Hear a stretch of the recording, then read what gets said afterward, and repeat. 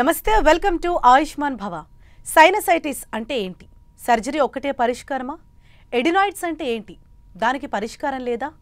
Sciatica సమస్యతో బాధపడుతున్నారా? అలాగే ఆస్తమాకు ఎలాంటి చికిత్సలు ఉన్నాయి? ఇలాంటి సమస్యలకు పరిష్కార మార్గాలు చూపేందుకు మనతో పాటు స్టూడియోలో ఉన్నారు ప్రముఖ హోమియో వైద్య నిపుణులు డాక్టర్ మధు వారణాసి గారు. మరి డాక్టర్ గారిని అడిగి మరిన్ని సలహాలు సూచనలు తెలుసుకుందాం. నమస్తే డాక్టర్ గారు. నమస్తే. అసలు సైనసైటిస్ అంటే ఏంటండి? జనరల్గా మనకు సైనసైటిస్ అనేది చాలా కామన్ ప్రాబ్లం. చాలామంది పేషెంట్స్ సఫర్ అవుతుంటారు. ఎక్కువగా ఈ సీజన్ వచ్చేసరికి రెయినీ సీజన్ కావచ్చు, వింటర్ సీజన్ కావచ్చు, ఎక్కువగా ఇలాంటి కేసులు కనిపిస్తాయి మనకు. సైనస్ కూడా మీకు దాంట్లో 2 types of sinus, acute sinusitis ఒకటి, క్రానిక్ సైనసైటిస్ ఒకటి. సో అక్యూట్ అంటే మీకు టెంపరీగా వచ్చి వెళ్ళిపోతుంటుంది ఆ ప్రాబ్లం. అంటే మీకు అది కొన్ని రోజులు ఉంటుంది, ఒక 2 to 3 weeks max patient suffer అవుతాడు. ఆ 2 to 3 వీక్స్ అయితే సబ్సైడ్ అయిపోతుంది.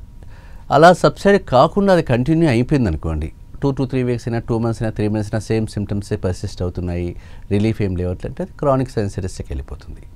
సైనసైటిస్ అనేసరికి మనకి ఏంటంటే అవి ఎయిర్ మీకు లోపల మీకు అంటే దాన్ని మనం చిన్న చిన్న ఎయిర్ గదుల్లాగా ఉంటాయి మీకు అక్కడ ఏరియాస్లో.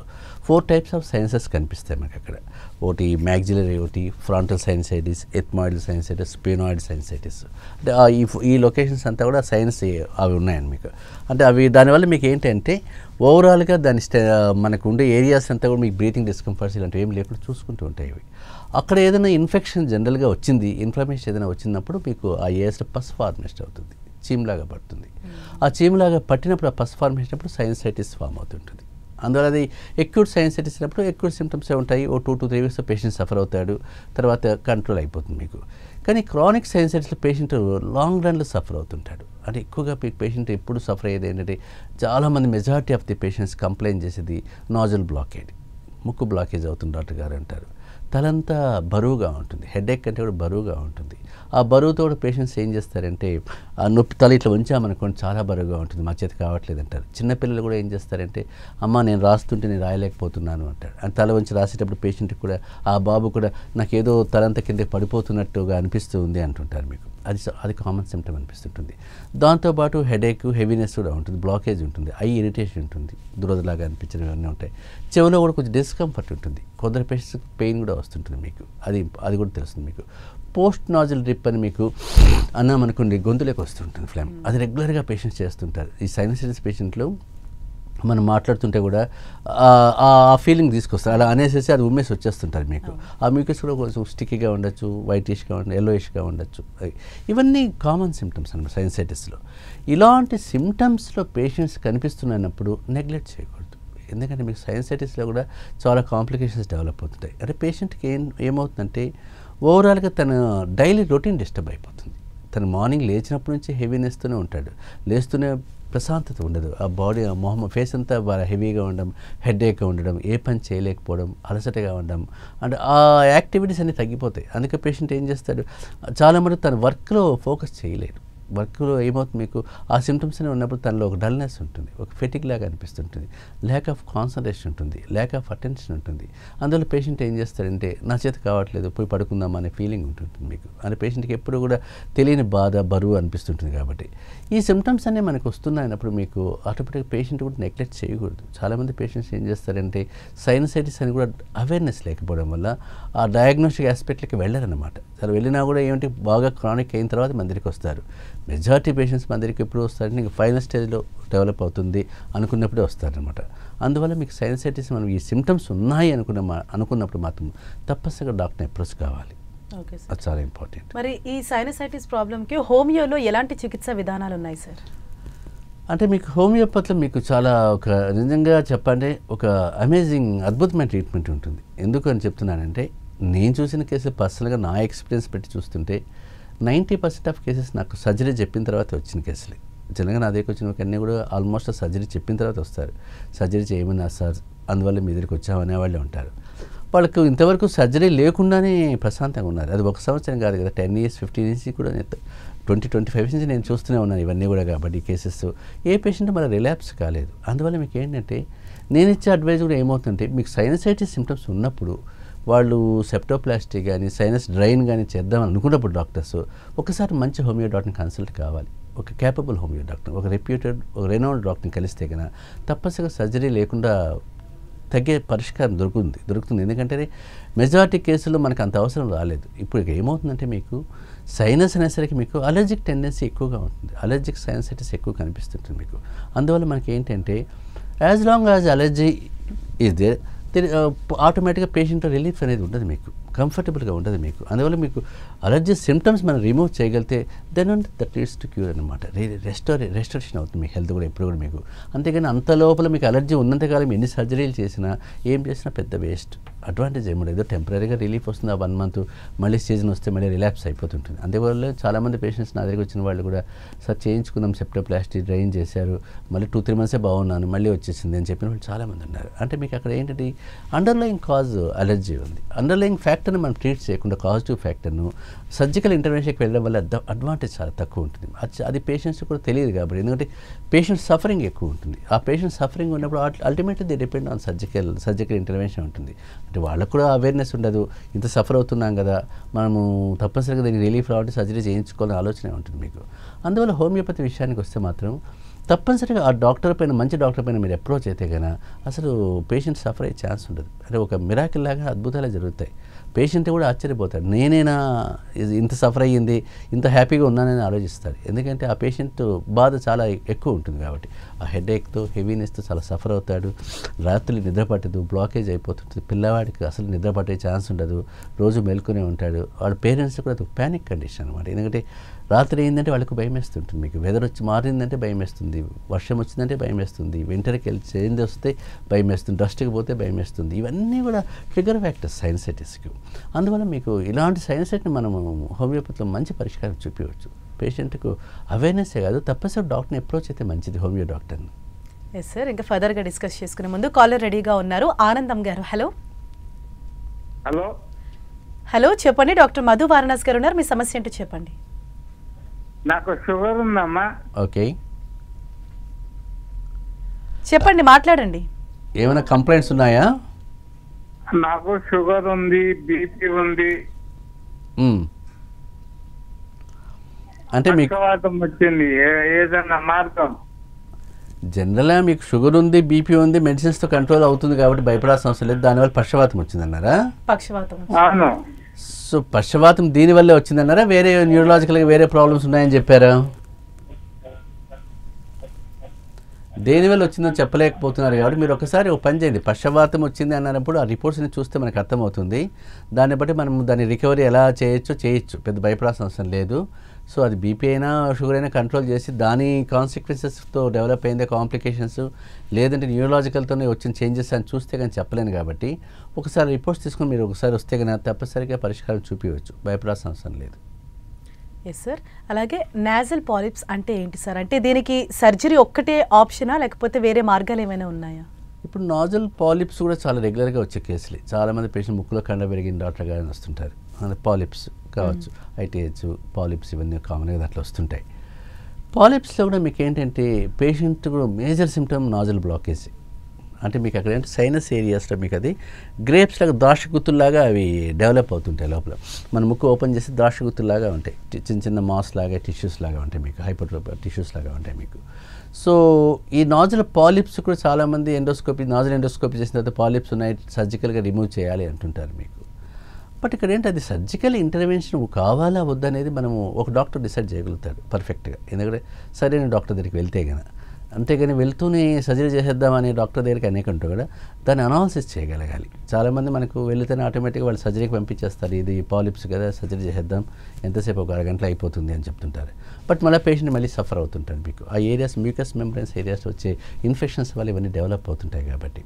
సో కామన్గా మనకు నాజల్ పాలిప్స్ డెవలప్ కావడం మనకి ఇన్ఫెక్షన్స్ కావచ్చు, రికరెంట్ ఇన్ఫెక్షన్స్, కోల్డ్ కావచ్చు, ఇట్లా వెదర్ చేంజెస్ వల్ల రిలాప్స్ కావచ్చు, సైనస్ ఏరియాలో వచ్చే ఇన్ఫెక్షన్స్ వల్ల కూడా ఇవి డెవలప్ అవుతుంటాయి. కాబట్టి మెజారిటీ పేషెంట్స్ కూడా చాలామంది చెప్పే సిమ్టమ్స్ ఏంటంటే నాజల్ బ్లాకేజ్ చెప్తుంటారు.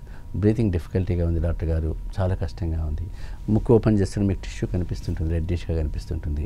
అంటే ఒక అడ్డు మొక్కులో ఉన్నంతకాలం పేషెంట్కి బాధగానే ఉంటుంది. ఎందుకంటే ఫ్రీ ఫ్లో ఉండదు కాబట్టి, ఫ్రీ ఫ్లో ఫెయిర్ ఉండదు కాబట్టి మనకు ముక్కులో ఏదైనా అడ్డు తగిలితేనే మన చేత కాదు తీసేయాల్సి అనిపిస్తుంది. అలాంటిది కంటిన్యూస్గా వాళ్ళు లోపల టిష్యూస్ లాగా ఉన్నాయి, గ్రోత్స్ ఉన్నాయి, ద్రాక్షలాగా వేలాడుతున్నాయంటే పేషెంట్ భరించలేరు, సర్జరీకి వెళ్ళిపోయి చేయించుకోవాలనుకుంటాను మీకు. అంటే మెజారిటీ కేసెస్ కూడా సర్జరీని అడ్వైస్ చేస్తారు కాబట్టి. బట్ ఇక్కడ నేను చెప్పేది ఏంటంటే ఈ పాలిప్స్ కాజిటివ్ ఫ్యాక్టర్ని మనం చూడాలి ఫస్ట్. ఎందుకు డెవలప్ అవుతున్నాయి, ఆ ఏరియాస్లో వచ్చిన ఇన్ఫ్లమేటరీ ప్రాసెస్ ఏంటి, ఇన్ఫెక్టివ్ ప్రాసెస్ ఏంటి, ఎటియాలజీ ఏంటి అని తెలుసుకుంటే కనుక తప్పనిసరిగా దానికి ట్రీట్మెంట్ ఇస్తే కనుక పాలిప్స్ తగ్గే ఛాన్స్ ఉంటుంది మీకు. అంతేగాని సర్జరీకి వెళ్ళిపోవాలని ఇమీడియట్ ఆప్షన్ తీసుకోవాల్సిన అవసరం లేదు. సెకండరీగా సెకండ్ ఒపీనియన్గా మనం సర్జరీ పెట్టుకోవాలి, కానీ ప్రైమరీ ఆప్షన్ ఇప్పుడు కాకపోవచ్చు. ఇలాంటి ఏంటి కేసులు చాలా కేసెస్ సర్జరీని చెప్పే ఛాన్సెస్ ఎక్కువ ఉంటాయి. మెజారిటీ పేషెంట్స్ సర్జరీ చెప్పిన తర్వాత వస్తున్నారు కాబట్టి మన దగ్గర పాలిప్స్ అయినా సైనస్ అయినా. సో ప్రైమరీ ఆప్షనే సర్జరీ అనుకోవడం తప్పు. ఎందుకంటే మెడికేషన్ కూడా చూడాలి, మెడికేషన్తో రిలీఫ్ వస్తుందా లేదా చూసుకోవాలి. ఆల్టర్నేటివ్గా హోమియోపతి లాంటివి వాడుకుంటే మంచిది. అప్పుడు పేషెంట్ సర్జరీకి పోయే అవసరం రాదు.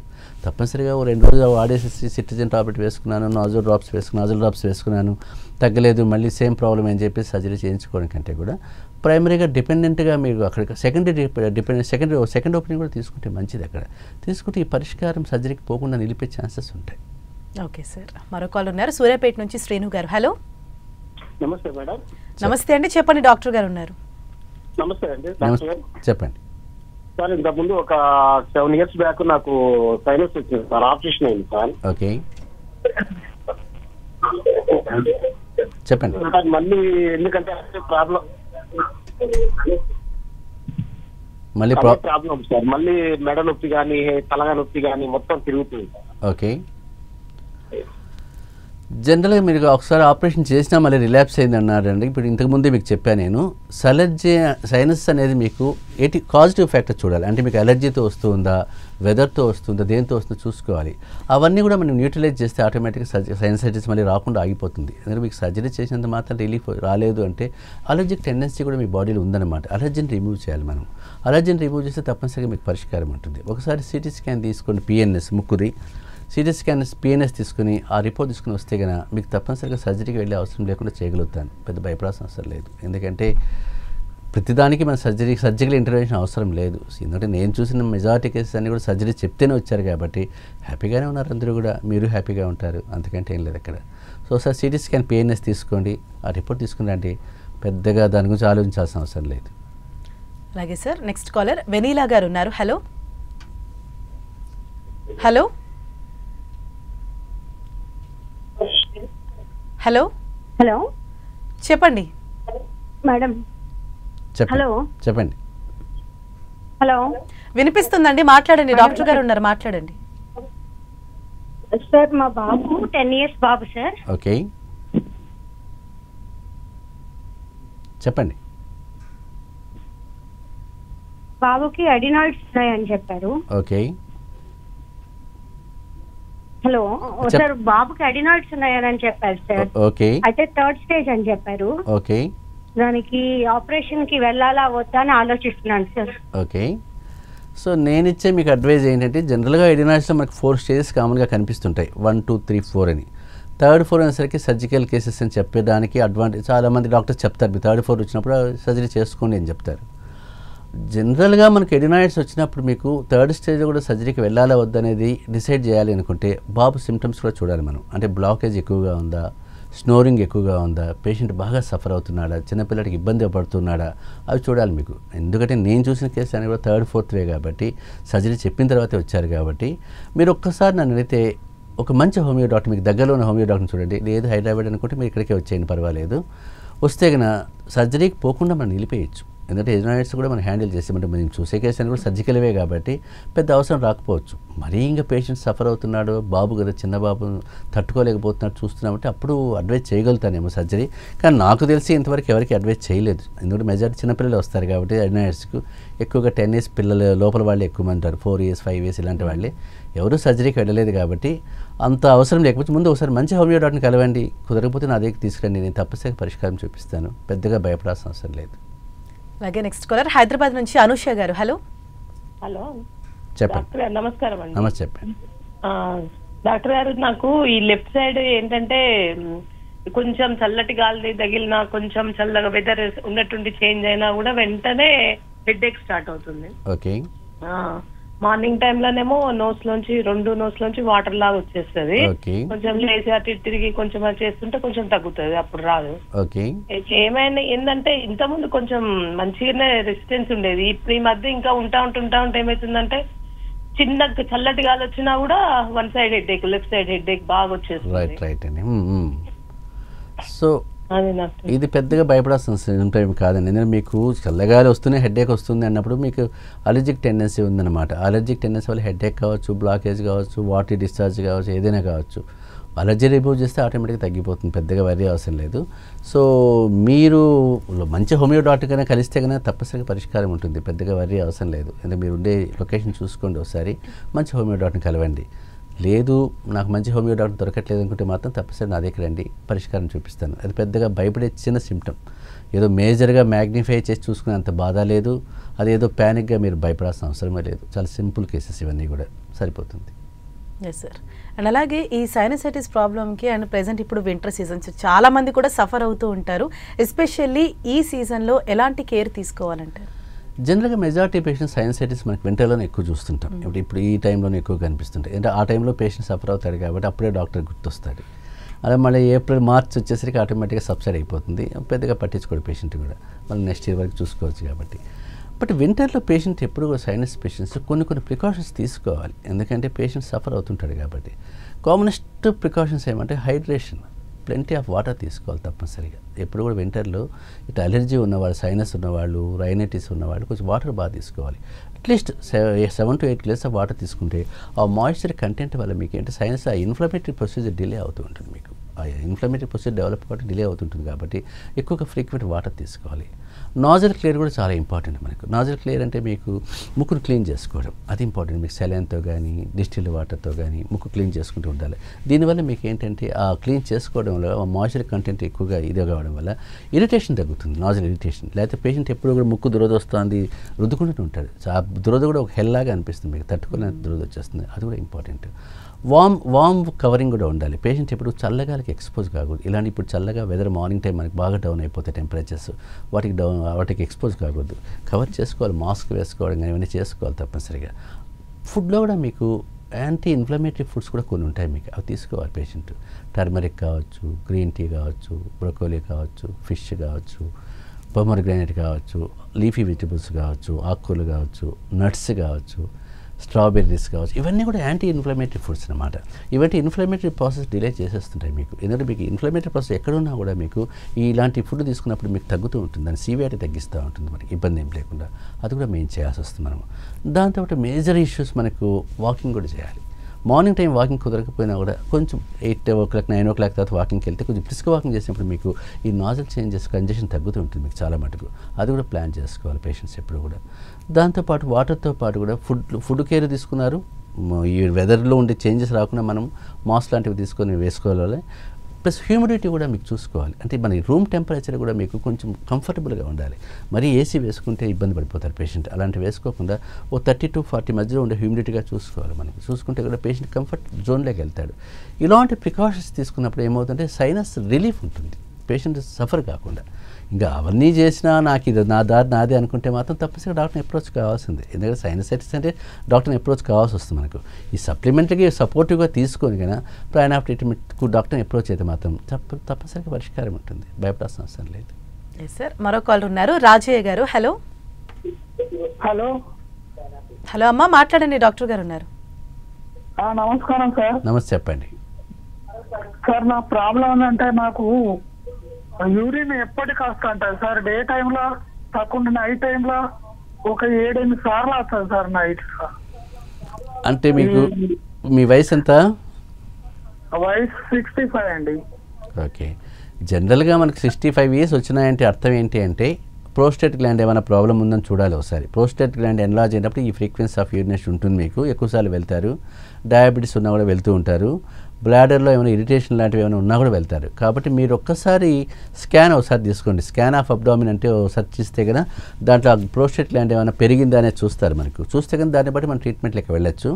ఆ ప్రాబ్లం ఉంటే కనుక మీరు హోమియోపతి డాక్టర్ కనుక కలిస్తే కనుక ఆ ప్రాబ్లం సాల్వ్ అయిపోతుంది, భయపడాల్సిన అవసరం లేదు. ఎందుకంటే ఇవన్నీ కూడా చాలా సింపుల్ కేసెసే కాబట్టి మీరు జనరల్గా ప్రోస్టేట్కి మన దగ్గర చాలామంది రెగ్యులర్గా వచ్చే కేసులే. ఎన్లార్జ్ అయింది సార్, సర్జరీ చెప్పారు, సర్జరీ తప్పించుకోవడానికి వచ్చాను అని చెప్తుంటారు. కాబట్టి సర్జరీ తప్పించుకోవడానికి హోమియోపతికి రావడం కంటే కూడా ముందే కన్నా ప్లాన్ చేసుకుని కానీ మీరు వస్తే కన్నా తప్పనిసరిగా పరిష్కారం దొరుకుతుంది. అంత భయపడాల్సిన అవసరం లేదు. రాత్రిపూట పడుకునే ముందు మాత్రం మీరు వాటర్ ఎక్కువ తీసుకోవద్దండి. ఏదైనా మీ 6 o'clock లోపల వాటర్ తగ్గి తీసేసుకోవాలి. వాటర్ ఎక్కువ తీసుకుంటే కూడా మీ ఫ్రీక్వెన్సీ ఎక్కువగానే ఉంటుంది మీకు. అది చూసుకోండి ఒకసారి. మెయిన్ ప్రోస్టేట్ ఉంటే ప్రోస్టేట్ ట్రీట్మెంట్ ఇవ్వాలి. డయాబెటీస్ ఉంటే డయాబెటీస్ ట్రీట్మెంట్ తీసేసుకోండి. లేదు యూరినరీ ఇన్ఫెక్షన్స్ ఏమైనా ఉన్నా కూడా మీకు ఈ ఫ్రీక్వెన్సీ వస్తుంటుంది కాబట్టి ఒకసారి యూరిన్ టెస్ట్ కానీ చేపిస్తే కూడా మీకు తెలుస్తుంది. ఇవన్నీ తీసుకొని మీరు డాక్టర్ని అప్రోచ్ ఎక్కండి. తప్పనిసరిగా పరిష్కారం చూపించవచ్చు. పెద్దగా భయపడాల్సిన అవసరం లేదు. అలాగే సార్, ఈ ఫంగస్ సైనసైటిస్ అంటే ఏంటి సార్? దానికి హోమియోపతిలో ఎలాంటి ట్రీట్మెంట్ అవైలబుల్ ఉంది? జనరల్గా మనకి ఫంగల్ సైనసైటిస్ అనేది కూడా చాలా తలనొప్పి కేసు. ఎందుకంటే చాలామంది పేషెంట్స్ భయపడిపోతారు ఫంగల్ సైనసైటిస్ అంటే. and మీకు ఫంగస్ ఫామ్ అవుతుంది మ్యూకోజల్ మెంబ్రెన్స్ దగ్గర, సైనస్ ఏరియాస్లో మీకు ఫంగస్ లాగా ఫామ్ అవుతూ ఉంటుంది. వాళ్ళు సర్జికల్గా దాన్ని రిమూవ్ చేసేస్తుంటారు ఫంగస్. ఈవెన్ ఐస్ పైన రావడం, సైనస్ ఏరియాస్ రావడం ఇవన్నీ జరుగుతూ ఉంటాయి. కానీ ఇక్కడ ఫంగల్ సైనసైటిస్ ఉన్నప్పుడు కంప్లైంట్స్ ఆల్మోస్ట్ సేమే మిమిక్ చేస్తాయి. సేమ్ హెడేక్ వస్తుంటుంది, హెవీనెస్ ఉంటుంది, తలంతా బరువుగా ఉంటుంది, ఇరిటేషన్ ఎక్కువగా ఉంటుంది, మ్యూకజల్ డిశ్చార్జ్ బాగా కారుతూ ఉంటుంది ముక్కులో నుంచి, వాటర్ డిశ్చార్జ్ లాగా కారేస్తుంటుంది, బ్లాకేజ్ అయిపోతూ ఉంటుంది, హెడేక్ హెవీనెస్ వస్తుంటుంది, పేషెంట్ డిస్కంఫర్ట్ ఉంటుంది చాలా. ఆ డిస్కంఫర్ట్లో ఉన్నప్పుడు అది సైనసైటిసా ఫంగల్ సైనసైటిస్ అని కూడా చూసుకోవాల్సి వస్తుంది మీకు. అది మనకు సిటీ స్కాన్ పిఎన్ఎస్లో తీసుకున్న ఎండోస్కోపీ నాజల్ ఎండోస్కోపీ చేసినా కూడా మీకు ఆ డయాగ్నోస్టిక్ తెలిసిపోతుంది మీకు ఫంగల్ సైనసైటిస్ ఎక్కడ డెవలప్ అయింది అనేది. బట్ ఇక్కడ ఏంటంటే ఫంగల్ సైనసైటిస్ అనేసరికి చాలామంది పేషెంట్స్ భయపడతారు. అంటే అది ఎమర్జెన్సీ కేసు ఏమో, తీసుకోకపోతే బ్రెయిన్లోకి వెళ్ళిపోతుందని చెప్పారు డాక్టర్ గారు, కొలాప్స్ అయిపోతారని చెప్పారని కూడా మన దగ్గరికి చాలామంది వచ్చారు పేషెంట్స్. ఫస్ట్ ఆఫ్ ఆల్ వాళ్ళకి ఆ ఒక్క వర్డ్ భయపడతారు కాబట్టి బ్రెయిన్లోకి వెళ్ళిపోయి నీ కండిషన్ రిట్రేట్ అయిపోతుంది, కళ్ళకు పోయి కళ్ళు పోతాయి నువ్వు అన్నట్టుగా చెప్పేస్తుంటారు. కానీ ఆ భయంతో పేషెంట్స్ చాలామంది మనకి వచ్చి ఇంటర్ప్రిటేషన్ అలానే ఉంటుంది ఇప్పుడు కూడా. బట్ నన్ను అయితే మీరు ఈ సిమ్టమ్స్ ఉండి మీరు ఎండోస్కోపీ ద్వారా ఫంగల్ సైనసైటిస్ అని డయాగ్నోస్ కానీ చేసింటే కన్నా తప్పనిసరిగా ఫస్ట్ ఒక హోమియో డాక్టర్ని అప్రోచ్ కావాలి. మంచి హోమియో డాక్టర్ని, ఒక రిలయబుల్ డాక్టర్ కానీ మీరు కానీ అప్రోచ్ అయితే కన్నా ఆ ఫంగస్ ఫార్మేషన్ రాకుండా ప్రొటెక్ట్ చేసే ఛాన్స్ ఉంటుంది మీకు. మరి ఇంకా తప్పదనుకుంటే సర్జికల్ ఇంటర్వెన్షన్ తప్ప సెకండ్ ఒపీనియన్ ముందు ప్రైమరీగా కంటే సెకండరీగా ఒక డాక్టర్ని మీరు హోమియో డాక్టర్ కానీ అప్రోచ్ అయితే కన్నా తప్పనిసరిగా పరిష్కారం దొరుకుతుంది. దాని తర్వాత ప్లాన్ ఆఫ్ ట్రీట్మెంట్కి వెళ్ళాలి తప్ప వెళ్ళిపోయి సర్జరీ చేయించేసుకుని మళ్ళీ వచ్చేసింది సార్ అని చెప్పుకోవడం వేస్ట్. లైక్ సార్ డిఎన్ఎస్ అంటే ఏంటి సార్? నాజల్ సెప్టల్ డీవియేషన్ అంటారు మనకు. ఈ డీవేటెడ్ నాజల్ సెప్టమ్ అంటాం. చాలామంది పేషెంట్ ముక్కు పక్కకి వెళ్ళింది అంటుంటారు. ముక్కు చాలామంది పేషెంట్స్ పోతానే మీకు ఆ సిటీ స్కాన్ తీస్తానే మీకు డాక్టర్ ఏంటి దానికి వెళ్తూనే వాళ్ళకి ఆ రిపోర్ట్ అదే వస్తుంది. సైనస్ ఉంది, డిఎన్ఎస్ ఉంది, సెప్టోప్లాస్టీ చేసేస్తాం, ముక్కు వంకర దాన్ని తీసేస్తాం, ముక్కు వంకర దూలం పక్కకి జరిగిందని. బట్ ఇక్కడ ఏంటంటే సెప్టల్ డీవియేషన్ ఉన్నంత మాత్రాన చేయించుకోవాలని రూల్ ఏం లేదు. ఎందుకంటే మీకు ప్రతి పేషెంట్కి అది అవసరం లేదు. దానివల్ల బ్లాకేజ్ అవుతుంది అనుకుంటే ప్రైమరీ టార్గెట్ మనం అలర్జీ పైన చూడాల్సి వస్తుంది. ఎందుకంటే చాలామంది పేషెంట్స్ మనకు డిఎన్ఎస్తో వస్తుంటారు, వాళ్ళకి బ్లాకేజ్ ఉంటుంది తప్పనిసరిగా. కానీ మీకు ఈ అలర్జిక్ సిమ్టమ్స్ ఆ సైనస్ సిమ్టమ్స్ క్లియర్ చేసేస్తే ఆటోమేటిక్గా బ్లాకేజ్ క్లియర్ అయిపోతా ఉంది. అప్పుడు డిఎన్ఎస్ ఉన్నంత మాత్రం పెద్ద చేసేదేం లేదు అక్కడ. ముక్కు పక్కకు కొంచెం పక్కకు ఉన్నంత మాత్రం దానివల్ల పెద్ద నష్టమేదేం లేదు అక్కడ. కాస్మెటిక్ పర్పసే చూసుకోవాలి. కాస్మెటిక్ పర్పస్ తీసిన ముక్కు వంకరేం నార్మల్గా ఏం రాదు కాబట్టి ఇంటర్నల్గా కట్ చేయడం ఏది అంతే. బట్ ఈ సెప్టల్ డీవియేషన్ ఉంది అని మాత్రం తప్ప సర్జరీకి వెళ్ళాలనే ఆలోచన అంతకంటే కూడా ముందు అలర్జిక్ టెండెన్సీ ఉందా లేదా, సైనసైటిస్ లాంటి సిమ్టమ్స్ ఉన్నాయో చూసుకొని దాన్ని క్లియర్ చేసుకోవాలి. అప్పుడు క్లియర్ చేసుకున్నా కూడా నాకు మళ్ళీ బ్లాకేజ్ ఉందంటే అప్పుడు ప్లాన్ చేసుకోవచ్చు, సెప్టోప్లాస్టీ చేసుకోవచ్చు. అంతేగాని జనరల్గా మన సైనస్ అంటే మీకు డ్రైన్ చేసేసి డిఎన్ఎస్ సెప్టోప్లాస్టీ చేసేసి అన్ని టకటకటగా అన్ని చేసేస్తారు, ముక్కు నుంచి కొంతవరకు టకటక తీసేస్తారు అన్నీ కూడా.